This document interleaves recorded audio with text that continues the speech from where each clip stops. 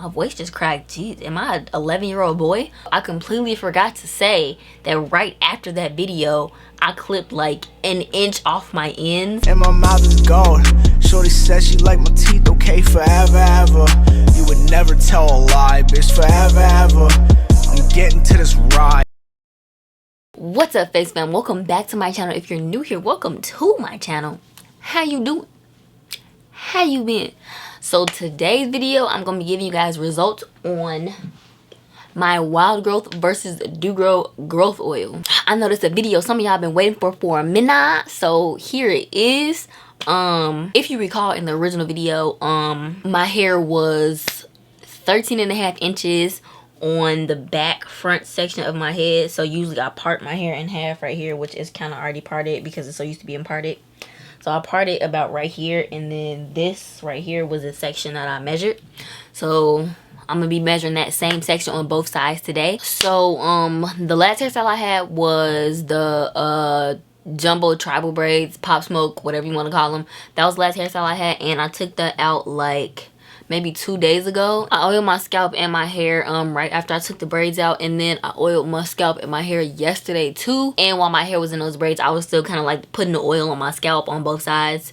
So I was still oiling my hair the whole time through all the hairstyles that I had during this 30 days. So yeah, my hair has been out of those braids for like 2 days. I just kind of been letting it breathe and just letting it do what it want to do since it was in those braids for like a week and a half. So first, I'm just gonna talk about how it actually made my hair feel after this 30 days. I actually got a lot of people commenting on both my videos, the original do grow versus what is this stuff called, wild growth oil, and then the second video where I kind of explained like what each one, like the specs of each one.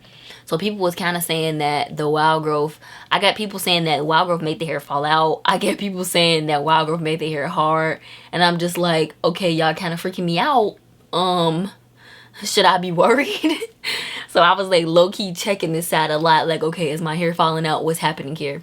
So the first thing that I can say that I remember vividly after taking my braids out, I went to like scratch my head. Like I scratched it on both sides in the same spot, just like this. And the side with the wild growth, my voice just cracked. Jeez, am I an 11-year-old boy? The side with the wild growth, when I scratched it, it was like a burning sensation. And I was like I scratched it a little bit and I stopped super fast because I was like, yo, why is my scalp burning like this? But I was scratching it, like I said, I was scratching at the same time like this, and only the side with the wild growth was like burning while I was scratching it. And I was just like, you know what? The 10th need to hurry up so I can hurry up and wash my hair and like never put this wild growth on my hair again. Because like I said in my last wild growth versus do grow video, which I will link in the description box below so you guys can see that, and I will also link the original video so you can see that as well. I said that the wild growth, it made my scalp itch, like, but not a regular itch, like a burning itch. So it only makes sense that when I actually went to scratch my head, it was like a burning sensation and not a, ooh, this feels like a good scratch. It was more like an, ow, maybe I shouldn't be scratching my head. Yeah, that's the first thing that I can say I remember, like, during this 30-day challenge, that wild growth made my hair itch and it burned when I tried to scratch my scalp. As for like people was saying that it was making their hair kind of fall out, I'm not really getting, like, none of my shed hairs are even coming out right now. As for the people who were saying like it made the hair feel hard, I can see that. Not like hard, but it doesn't feel as soft as the do grow side. But at the same time, wild growth for me is a lot more moisturizing than the do grow. And I said that in the very first video as well. So like my ends on the do grow side, they kind of dry, versus my ends on the wild growth side where they still feel a little bit moisturized. And the last time I put the oil in my hair was yesterday, so I can tell that there's still wild growth oil on these ends, but there is no more do grow oil on these ends. So after this video, I will definitely be moisturizing my hair, because if you see my how to grow your hair during this social distancing time, then you know you need to moisturize your ends. And that's what I will be doing. So yeah, overall, that's kind of how each oil made my hair feel. But I already knew like that was gonna be the outcome. I knew that the do grow side was gonna be a little bit drier, because even within that first 2 days, like I could feel that the do grow oil kind of evaporated quicker than the wild growth, because it is a thinner oil. Let's go ahead and get to the part that y'all been waiting for. Let's see if this actually had an effect on the growth of my hair. Technically on the retention of my hair, I guess. It's already pretty detangled, cause you know I've been keeping it in a stretch state. All right, got it fully straightened out. All right, let's measure this. So last time it was a 13.5. Let's see if I retained some length. Oh, you know what? I forgot to divulge to y'all in the other video, in the video where I was like explaining the do grow and the wild growth oil. I completely forgot to say that right after that video I clipped like an inch off my ends, because it was like a lot of split ends, and I was like, there's no point in doing this challenge and seeing if I'm going to retain growth or like promote hair growth if my ends are split, because they're just gonna like break off anyway. So I actually clipped my ends right at, like, literally as soon as I was done recording that video, I clipped my ends and I took like an inch off. So at that point, and that was only like 2 days into the challenge, so at that point my hair was, what was it? I said it was 13.5 that first day, so that means it was like 12.5, right? So just remember that even though the first video my hair was 13 inches, but then that second video, like 2 or 3 days later, my hair was 12.5, because I clipped off an inch of my hair. I just want to make sure I'm giving y'all real facts here. My hair is back at 13.5. Interesting. So my hair grew a whole inch in that 30 days. This is where my hair is right now, 13.5. And like I said, even though my hair was also 13.5 inches in that first video, right after that I had clipped the inch off of my hair, so that means my hair was actually 12.5 inches.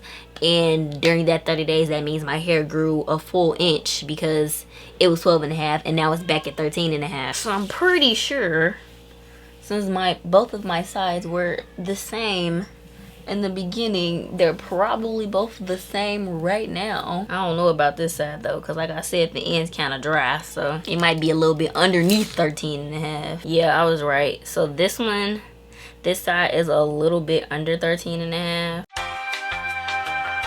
It's, I don't know what number this is.